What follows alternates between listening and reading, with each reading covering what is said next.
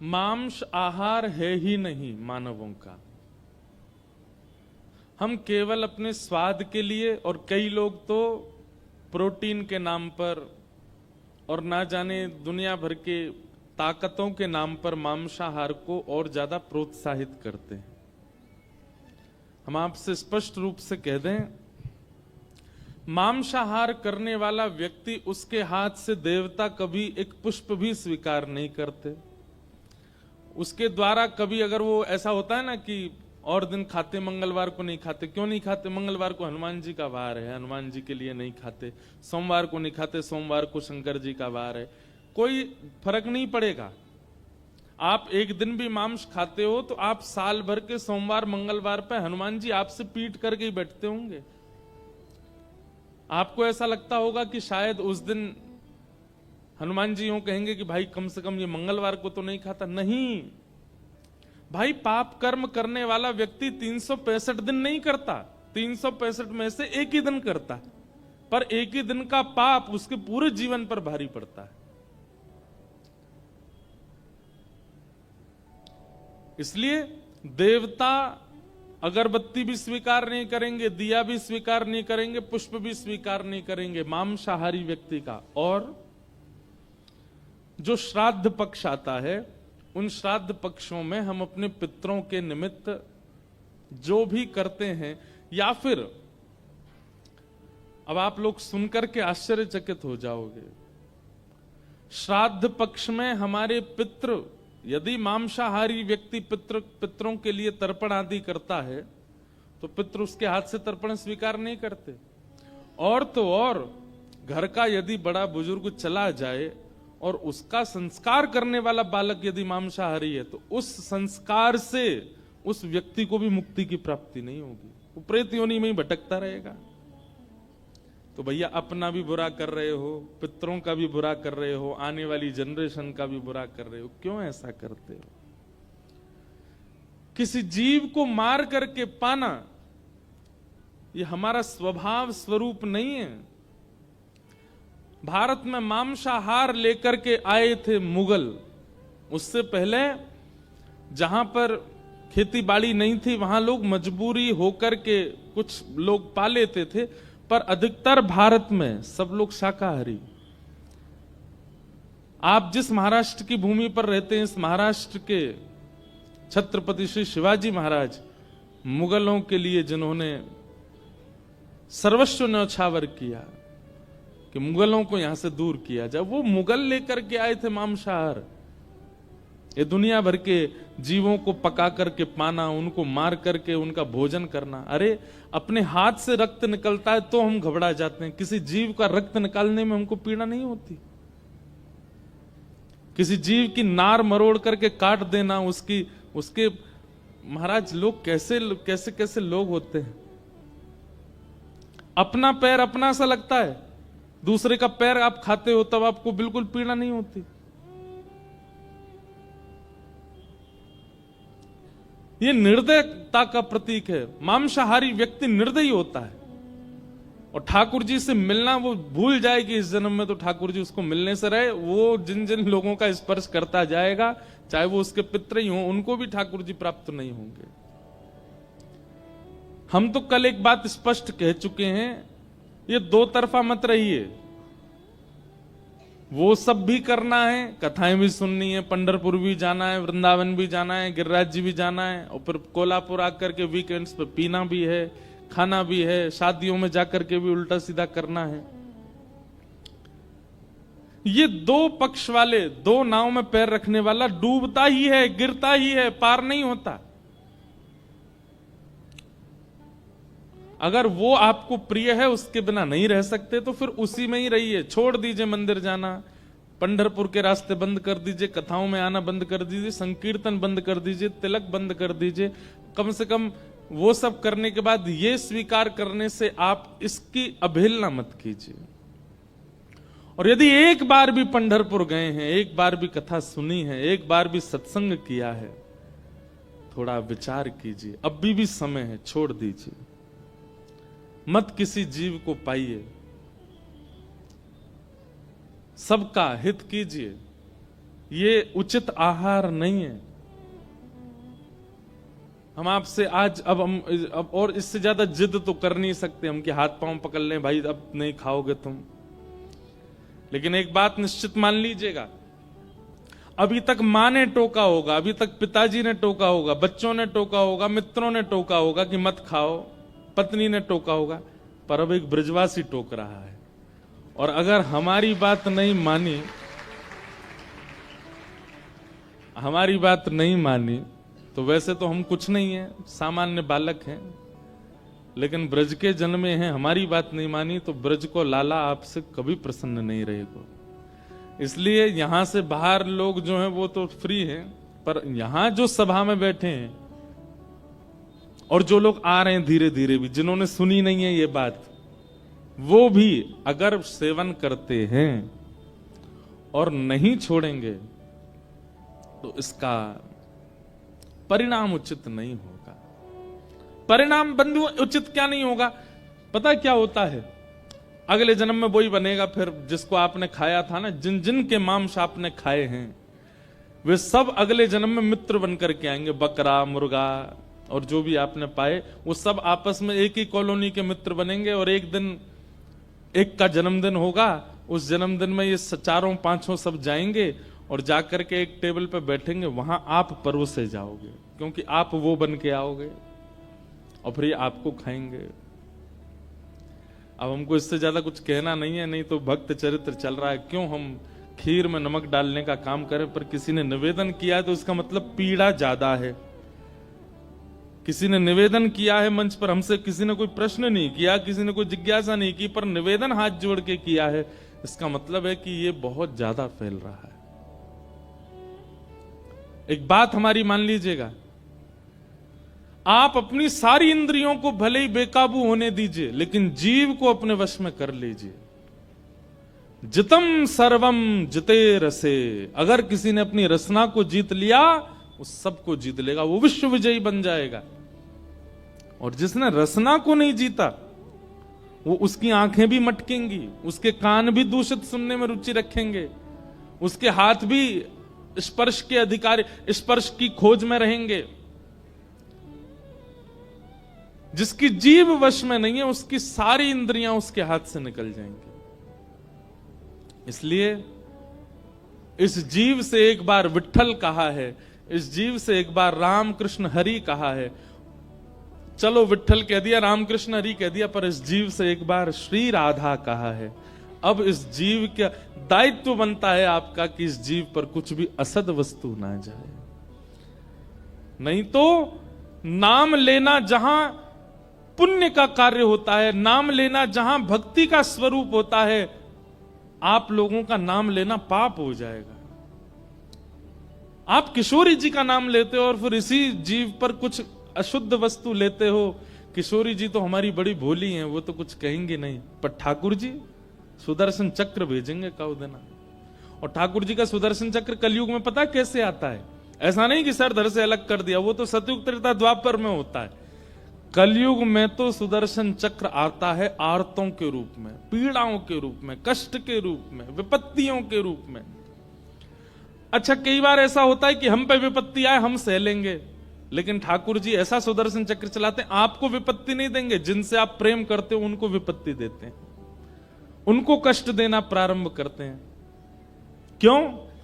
बोले भाई तुम अपने आचरण को नहीं सुधार पाए। इसलिए हमारी प्रार्थना है आपसे, मांस और वो सफेद सफेद जो गोल गोल आता है वो, और मदिरा, इनका सेवन मत कीजिए। आपको एक बार को, वैसे तो कई लोग हो सकता है मेरी इस बात से नाराज भी हो जाएं, कथा सुनने वाले लाइव में, पर प्याज लहसुन खाने से पाप नहीं लगता। हां, यह होता है कि अगर आप भक्ति साधन में हो तो भक्ति साधन में आपकी बढ़ोतरी नहीं होगी अगर आप बहुत ज्यादा प्याज लहसुन का सेवन करते हो, क्योंकि वो तामसी वस्तु है ना, उससे आप भाव नहीं प्रकट कर पाओगे हृदय में। कथा सुनते हैं नेत्र बंद हो जाएं, सजल हो जाएं, ये स्थिति आपकी नहीं बन पाएगी, क्योंकि वो तामसी भोजन है, कहीं ना कहीं दुर्गंध आपके मन में बुद्धि में बनी रहती है। बाकी उससे पाप लगेगा ऐसा नहीं है, पर ये तो पाप है। इसलिए हमारी प्रार्थना भैया, मत पाइए, मत खाइए। ये जो वस्तुओं पर लाल चिन्ह होता है ना, उसमें वो होता है अंडा, वो भी मत पाइए। अब कम से कम कथा सुन रहे हैं, भक्त चरित्र सुन रहे हैं, तो अब तो आप लोगों को त्याग करना है। वैसे तो यहाँ अधिकतर संख्या उनकी होगी जो नहीं खाते हैं, पर अगर उनके कोई मित्र खाते हैं, प्रिय खाते हैं कुछ, उनको ये वीडियो काट के दिखा देना भैया। काय को अपने माता पिता का अनहित कर रहे हो, मत पाइए। तो ये बस इतना ही हम जिद कर सकते हैं, और इससे ज्यादा क्या जिद कर दें बताओ। हाथ माम तो पकड़ेंगे नहीं, बाकी आप सबका जीवन निज है। बंबई आदि शहरों के लोग तो यही कहते हैं, हमारा निज जीवन, माई लाइफ माई रूल्स। आप कौन होते हो इंटरफेयर करने वाले? कोई नहीं है भैया, खाओ, दका दक खाओ, खूब आनंद से खाओ। फिर कई लोग कुतर्की होते हैं, वो बलि प्रथा लेके आ जाएंगे, अरे हमारे धर्म में भी तो बलि होती है, यूं होता है त्यों होता है, यहाँ पे ये करते हैं वहां पे ये करते हैं, उन्होंने भी तो खाया था, ये भी तो किया था। अरे अब उसके लिए तो फिर अलग से एक संवाद करें, भक्त चरित्र क्यों सुने? उसके लिए तो अलग से एक संवाद होना चाहिए। कल हम कह रहे थे कबीरदास जी का एक पद हमको सुनाना है। श्री कबीरदास कहते हैं, डर लागे और हंसी आवे, अजब जमाना आया रे।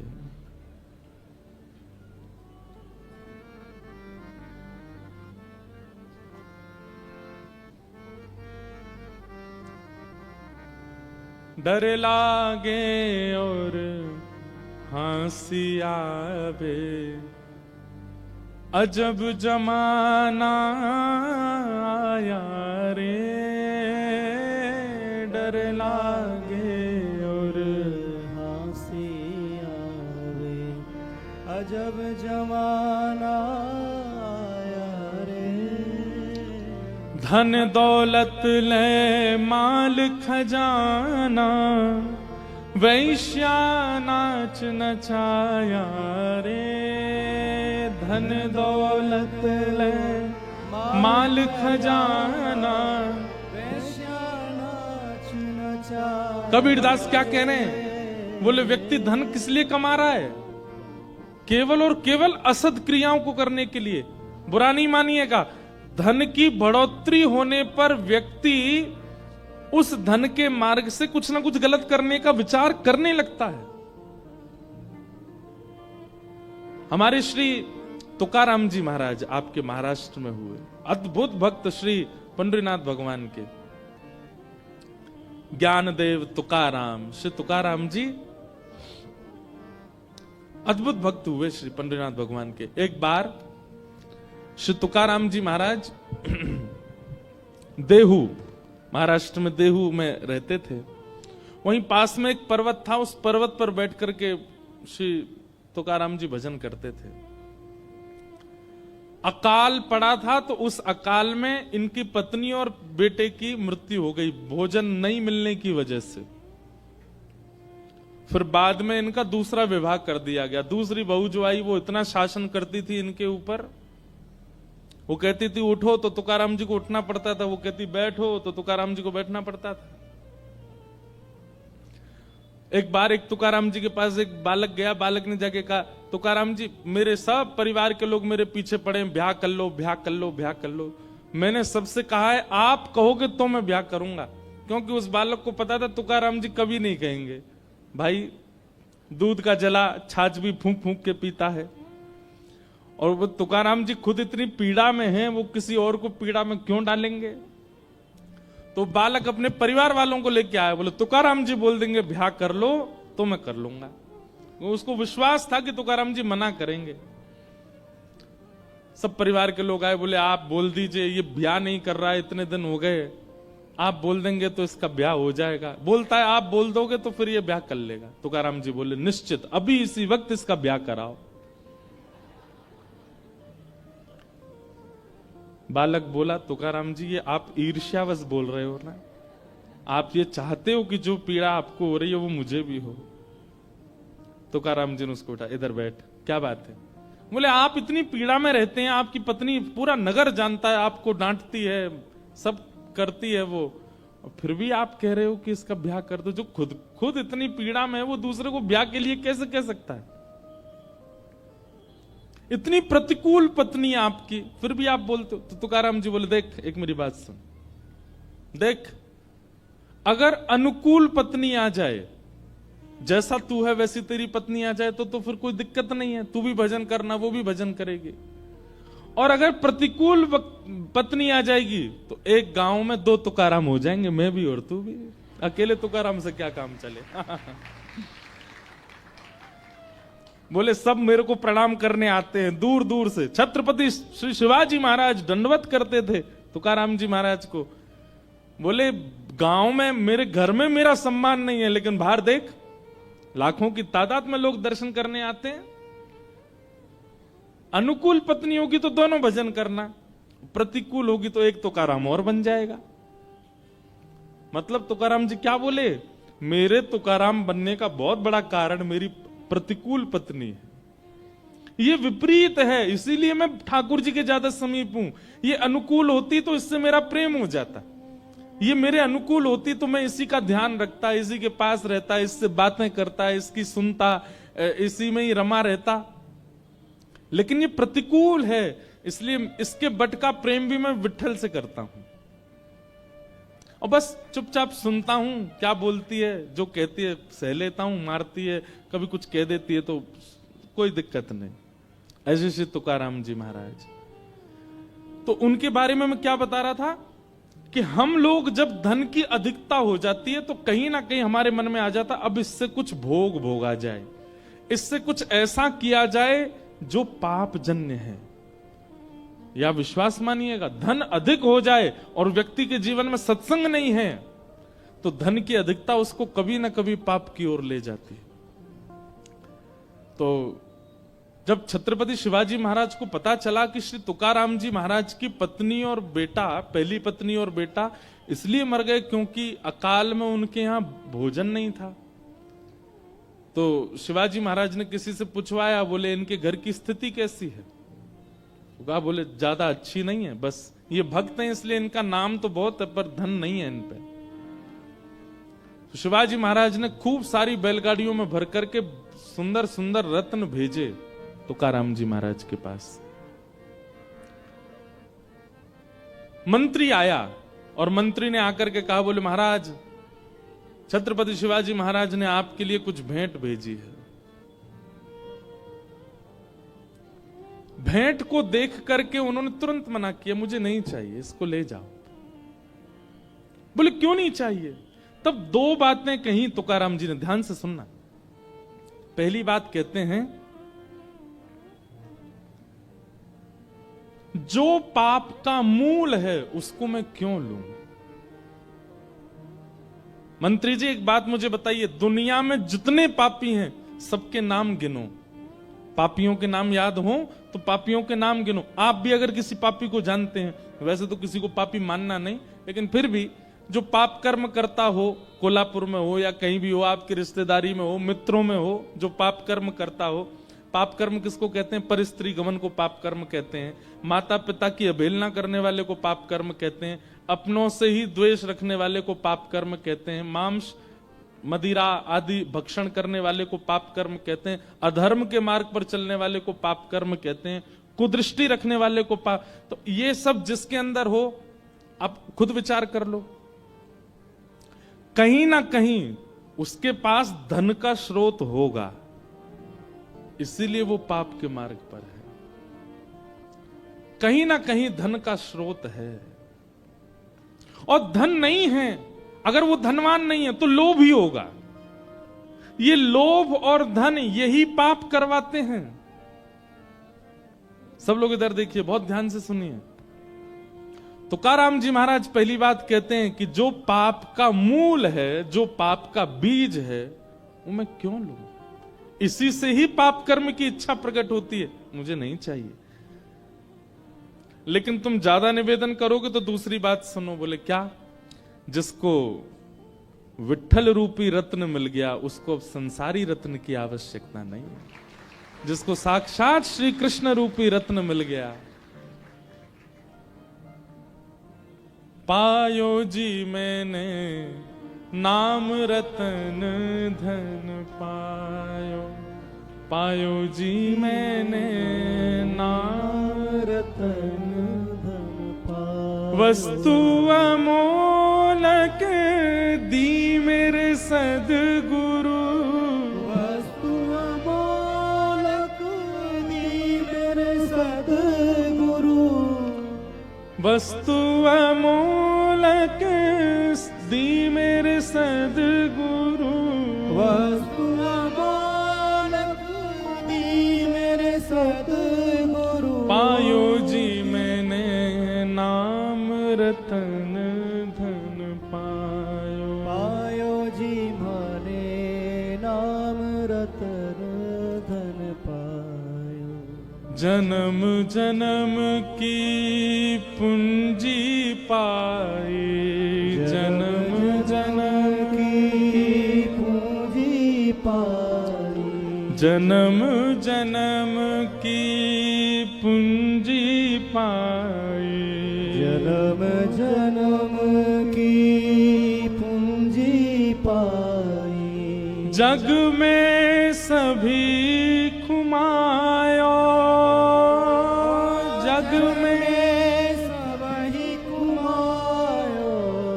पायो जी मैंने नाम रतन धन पायो, पायो जी मैंने नाम रतन। और कैसा है ये धन? खर्च ना खूटे, चोर ना लूटे, खर्च न खूटे, चोर न लूटे। दिन दिन बढ़त सवायो, दिन दिन बढ़त सवायो। पायो जी मैंने नाम रतन धन पायो, पायो जी मैंने नाम रतन धन पायो। मीरा के प्रभु गिरधर नागर, मीरा के प्रभु गिरधर नागर। गाओ।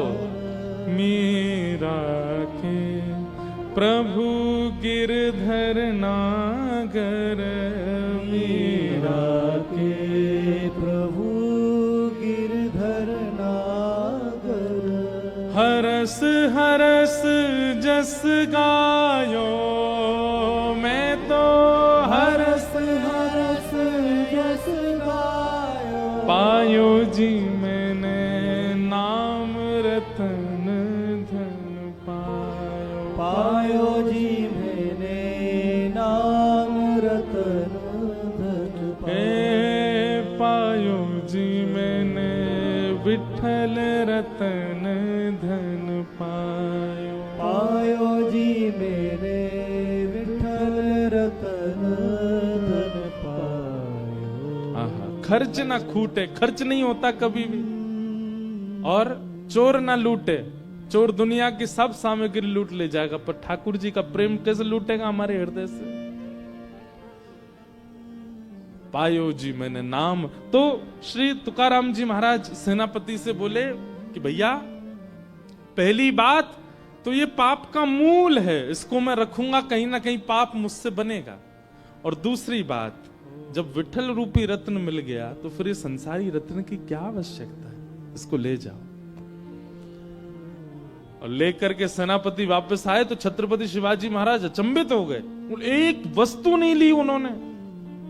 समय निकाल करके शिवाजी महाराज गए तुकाराम जी के पास देहू, और जाकर के दंडवत किया। बोले कि आपके इस त्याग को, आपके इस समर्पण को, आपके इस विरक्ति भाव को मैं दंडवत करता हूं भगवान। मुझे आप शिष्य स्वीकार करो। आप सोचोगे धन नहीं लिया, शिवाजी महाराज को शिष्य तो बना लिया होगा, नहीं, वो भी नहीं किया। तुकाराम जी महाराज बोले, भगवान देखिए, आप पूरे राष्ट्र का गौरव हैं, आपकी वजह से हम संत महापुरुष प्रेम से भजन कर पा रहे हैं शिवाजी महाराज, पर आपका गुरु मैं नहीं हूं। वहां भी त्याग किया। हम आप में से कोई होता तो कोई छोड़ता? बोले अच्छा है। आज के प्रधानमंत्री समझ लो, अगर वो आ जाएं आपके घर तो आप मना करोगे? नहीं। लेकिन तुकाराम जी मना कर रहे हैं। तुकाराम जी कह रहे हैं मैं आपका गुरु नहीं हूं, आप तो वन में जाइए, वन में आपके गुरु आपकी प्रतीक्षा कर रहे हैं, समर्थ गुरु रामदास, वो आपके गुरु, उनके पास जाओ। दीक्षा और गुरु रूप में समर्थ गुरु रामदास को स्वीकार किया छत्रपति शिवाजी महाराज ने, पर वे तुकाराम जी के प्रति भी गुरु भाव रखते थे। इतना बड़ा त्याग। मैं एक बात अपने जीवन में, अपनी कथा में कहा करता हूं कि भैया ठाकुर जी जीवन में आएंगे ना, एकला चलो रे, अकेले रहने का बहुत मन करने लगेगा। बहुत धन की कामना, बहुत संबंधों की कामना, बहुत नाम यश कीर्ति की कामना आप नहीं करोगे। भले ही अपने आप हो जाए आपकी कीर्ति, वो बात अलग है, पर आप बहुत सब चीजों से बचने का प्रयास करोगे, बहुत ज्यादा एकांत प्रिय लगने लगेगा। रखोगे नहीं, बांटोगे, लुटाओगे। लेकिन श्री कबीरदास जी क्या कह रहे हैं? डर लागे और हंसी आवे, अजब जमाना आया रे, धन दौलत ले माल खजाना, वैश्या नाच नचाया रे। संसार के लोग धन कमा करके कुछ गलत करने ही भागते हैं। आजकल के युवा जब जॉब करना शुरू कर देते हैं तो जैसे ही पैसा आता है तो कहां भागते हैं? मनाली जाएंगे, गोवा जाएंगे, कसौल एक जगह है हिमाचल में, वहां जाते हैं। हम तो उत्तर भारत में ही रहते हैं तो हमको तो पता है कहां कहां जाते हैं। उनसे कहो जगन्नाथपुरी चले जाओ, वहां तो कुछ मिलेगा ही नहीं। क्या नहीं मिलेगा? धुआं नहीं मिलेगा, पीला पानी नहीं मिलेगा, ये तो यही मिलेगा। वहां जाते हैं। मतलब धन की बढ़ोतरी होती हमारे मन में पाप आ जाता है। कबीरदास जी कह रहे हैं कितने आश्चर्य की बात है। और मुट्ठी भर अन साधु मांगे, कहे लाज नहीं आया रे। और यदि कोई मुट्ठी भर अनाज आपसे मांग लेता है तो उससे क्या कहते हैं? तुमको लज्जा नहीं आती है? चलो मेहनत करके कमाओ, खुद हमसे मांग रहे हो। वहां पर ये सारे दूषित काम करना धन से, उसमें हमको लज्जा नहीं होती। लेकिन किसी में दान पुण्य करना हो, संत महात्माओं को, आपको हम कहां तक बता दें, आप लोग आश्चर्य करोगे। हम तो कोई साधु नहीं है, कोई महात्मा नहीं है, संत नहीं है, हम आप सबकी तरह ही, हम भी गृहस्थी हैं, पर कथा करते हैं इसलिए लोग हमको बाबा जी बोल देते। कई जगह लोगों को लगता है इनमें कोई मंत्र शक्ति होगी, धीरे से कानों बोल देते हैं, ये जो प्रणाम कर रहे हैं ना, इनको एक बेटा हो जाए। अरे तो भाई हम पे, हमको कौन है, हम आशीर्वाद दे दो आप, इसका काम बन जाए। बालक आएंगे, कल हमारा एग्जाम है, हम पास हो जाएं। बताओ कैसी बात करते हैं आप। परिश्रम करिए, कर लीजिए, जो आपको चाहिए वो सब मिल जाएगा। पर फिर भी कई लोग सोचते हैं कि ये कोई साधु महात्मा है। फ्लाइट में अगर हम चले जाते हैं ना, तो हम तो ऐसे ही जाते हैं। फ्लाइट वाले अब तो नहीं, पर अब तो जानने लग गए हैं। अब तो सब रील्स वगैरह देखते रहते हैं, अब तो सब जगह पहचान वाले बहुत मिल जाते हैं। पहले की बात बता रहा हूं, जब जानते नहीं थे ना, तो धोती वाला जैसे हवाई जहाज में चढ़ता, उसको देख के उनको यूं लगता है ट्रेन नहीं थी क्या, हवाई जहाज में आ रहे हैं। मतलब हवाई जहाज में केवल सूट वूट वाले ही जाते हैं, धोती वाला नहीं जा सकता। कभी कभी अच्छी वाली टिकट होती है ना बिजनेस क्लास में, वो हो जाती है, कई लोग कर देते हैं। अब तो लाल जी रहते हैं हमारे साथ, तो जहां जाते हैं हम पहले बोल देते हैं भैया लाल जी आ रहे हैं, कर दो। तो बिजनेस क्लास में देख करके कई लोग हंस जाते हैं। एयरपोर्ट पर बिजनेस क्लास का काउंटर अलग होता है, वहां अगर आप चले जाओ तो वो उधर है इकोनॉमी, अरे भाई टिकट तो देख ले, बिजनेस क्लास सही है। क्यों? धोती के प्रति ऐसा भाव। कितना अजब जमाना है। केवल हम वेशभूषा से ये अनुमान लगा लेते हैं कि ये व्यक्ति तो सामान्य है, बेचारा ट्रेन में भी 10 जगह से इकट्ठा करके तब टिकट बनवा के जा रहा होगा। ऐसी भावना रखते हैं महात्माओं के प्रति, साधुओं के प्रति, ब्राह्मणों के प्रति। कितना दुर्भाग्य है हमारा।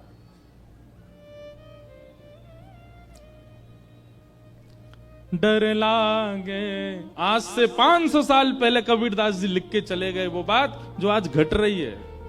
डर लागे और हंसी आवे, अजब जमाना यारे। यहां पर फटी जीन्स पहनने वाले को फैशनेबल कहा जाता है, धोती पहनने वाले को ओल्ड फैशन कहा जाता है।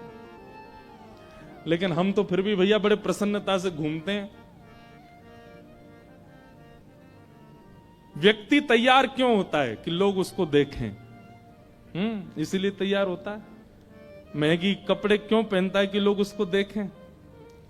आप चलो बढ़िया 5-10 हजार के कपड़े पहन के, हम चल रहे हैं 300 रुपया की कुर्ता धोती पहन के, देखते हैं दोनों में से किसको ज्यादा देखते हैं लोग। हमको ही देखेंगे, हम पे ही दृष्टि जाएगी सबकी। भले ही आजकल तो जान पहचान से देखने लग जाएं, लेकिन वैसे भी रूप वेशभूषा से देखने लगेंगे। वो कुछ अलग है, कुछ इनका अद्भुत है। एक बात कह दें हम, 15 अगस्त को स्वतंत्रता दिवस मनाने का अधिकार केवल उसका है जो धोती पहनता है, क्योंकि आज तक उसने अपनी वेशभूषा का त्याग नहीं किया। ये पैंट हमारी वेशभूषा है नहीं, अंग्रेज दे के गए थे हमको। हम पैंट पहन की तिरंगा फहराते हैं। तिरंगा भी कहता होगा कि भाई तुमने जो पोशाक पहनी है, ये पोशाक तो अंग्रेजों की ही है, ये है असली भारतीयों की पोशाक। देखो पीछे जितने भक्तों के आपको स्वरूप दिखेंगे, एक भी पैंट में दिख रहा है आपको? सब धोती में है। और छोड़ो, आज तक पंडरीनाथ भगवान ने पहना, आज भी धोती पहनते, 5000 सालों से विराज रहे हैं। असली स्वतंत्र तो हम और हमारे ठाकुर हैं। असली स्वतंत्र तो हम हैं कि आज तक अपनी वेशभूषा में व्यवस्थित हैं। मुट्ठी भर अन्न साधु मांगे, कहत लाज नहीं आया रे। डर लागे और हंसी आवे, अजब जमाना यारे। कल ये प्रसंग हमको वो पुरंदर दास के प्रसंग में हमको सुनाना था। जब भगवान मांगने के लिए आए उसके यहाँ, तो वो कहने ऐसे चले आए, तन पे नहीं लगता, चल दिए कलकत्ता। तब ये गाना था, पर तब हमने कहा था कि बाद में याद दिलाना। आपने लास्ट में याद दिलाया, आज शुरुआत में ही गा रहे हैं। और क्या कह रहे हैं कबीरदास? कथा होत, सुनिएगा, कथा होत तहां श्रोता सोवे। हमारी कथा में कोई नहीं सोता, ये तो हम पे बड़ी कृपा है। पहले सोते थे, आजकल नहीं सोते हैं। आजकल तो हम इतनी जोर से बोलते हैं और दूसरा नजर घुमाते रहते हैं, तो लोग बाग सो नहीं पाते। फिर भी दुक्का इक्का कोई ऐसा कोने में सो जाता है। कथा होत तहां श्रोता सोवे, वक्ता मूड पछाया रे। डर लागे और हंसी आवे, अजब जमाना यारे। कथा में तो नींद आने लगती है। कथा में तो यूं लगने लग, अभी हम पे ये काम है, करना है। कथा में कई लोग व्यसनी बैठते हैं। व्यसनी, कई लोगों को चाय का व्यसन होता है, कई लोगों को बीड़ी का व्यसन होता है। वो व्यसनी व्यक्ति ऐसी जगह बैठता है जहां से एग्जिट पास हो, नेक्स्ट समय मिले तो जाके कुछ व्यसन करे आऊं। लेकिन होए जहां कहीं स्वांग तमाशा, होए जहां कहीं स्वांग तमाशा, तनिक ना नींद सताया रे। यहीं बाहर अभी कोई तमाशा हो जाए, कोई स्वांग हो, कोई संसारी कुछ होने लग जाए, एक पल के लिए नींद नहीं आएगी। कथा में नींद आने लगती है। डर लागे और हंसी आवे, अजब जमाना आया रे। और भांग तंबाकू सुल्फा गांजा, भांग तंबाकू सुल्फा गांजा, मांस खूब उड़ाया रे, मांस खूब उड़ाया रे। भांग खाएंगे, तंबाकू खाएंगे, दुनिया भर के धुआं निकालने के आजकल तो नए नए फ्लेवर आ गए हैं। फ्लेवर्ड धुआं निकालते हैं अब लोग, अलग प्रकार। नेक नेक आगे खिसक गया थोड़े थोड़े, अन्य बैरिकेटिंग तोड़ के नहीं, पीछे वाले नेक नेक आगे आ जाओ, थोड़ी थोड़ी जगह हो जाए। लेकिन रोज कह दिया जाए कि सुबह अपने ठाकुर जी का चरणामृत लिया करो, उसका नियम नहीं बना पाते। आप कभी बीड़ी पीने वाले, सिगरेट पीने वाले को देखो, नियम से पीता है। सुबह उठते ही पिएगा, भोजन के बाद फिर पिएगा, दोपहर में फिर पिएगा, शाम को फिर पिएगा, रात में सोने से पहले फिर पिएगा। नियम, उसको कोई बताना नहीं पड़ता, वो नियम से। और खत्म हो जाती, खुद खरीद नहीं जाता, किसी से मंगाता भी नहीं है, नियम से पीता है। लेकिन हरि चरणामृत नैन धारे, हरि चरणामृत नैन, रोज उसको कहें, गुरुजन कहते हैं कि भाई ठाकुर जी का चरणामृत रोज पान किया करो। ऑफिस आए, चरणामृत लिया था, बहुत देर हो रही थी, जल्दी में भाग लिया मैं, तो वो इतना भारी लग जाता है। 2 बूंद हरि चरणामृत का इतना भारी लगता है कि उसका नियम नहीं बना पाते हम लोग। हरि चरणामृत नेम न धारे, हरि चरणामृत नेम न धारे, महुआ चाखन आया रे। ये मध्य प्रदेश में एक वो होती है, एक फल होता महुआ, उससे शराब बनती है। हरि चरणामृत। अच्छा एक बात बोलूं, आपको बुरा नहीं मानना, महाराष्ट्र में मैं जब घूमता हूं ना, तो मैं देखता रहता हूं दुकानों के ऊपर जो नाम बड़े सुंदर भगवान के नाम पे यहां पे नाम रखते हैं। अमृत तुल्य चाह, सारी चायों की दुकान यही होंगे, अमृत तुल्य। और एक जगह तो मेरा सिर घूम गया, एक बार का नाम था हरि चरणामृत। मैंने कहा वाह भैया, सोम रस, हरि चरणामृत, और जाने क्या क्या। वैसे अभी मन में ऐसा भाव आया कि एक कोई ऐसी, वैसे वो दुकान चलेगी नहीं, लेकिन कभी किसी ने विचार किया, एक ऐसी दुकान खोली गई, वहां क्या है बोले, केवल इस नगर में जितने मंदिर हैं वहां के सारे चरणामृत इकट्ठे करके वो दिए जा रहे हैं लोगों को। कोई जाएगा ही नहीं वहां पर, कोई नहीं पिएगा। वहां ऊपर लिखा जाए अमृत तुल्य चरणामृत, कोई नहीं पिएगा। चाय की दुकान पर कितनी लंबी भीड़ लगती है। कोई ऐसी योजना बनावे कि जैसे कोल्हापुर में जितने मंदिर हैं, महालक्ष्मी जी का मंदिर है और भी जो जो मंदिर हैं, सब जगह का थोड़ा थोड़ा चरणामृत इकट्ठा करके और एक जगह व्यवस्थित, भैया कोई भी आओ, ठाकुर जी का चरणामृत है, कोई रकम नहीं है इसकी, 10 रुपया 20 रुपया 5 रुपया, जो आपको बढ़िया लगे वो दान पेटी में दो और थोड़ा चरणामृत लेके जाओ, तब भी भीड़ नहीं लगेगी वहां पे। रात्रि में इतना चरणामृत बच जाएगा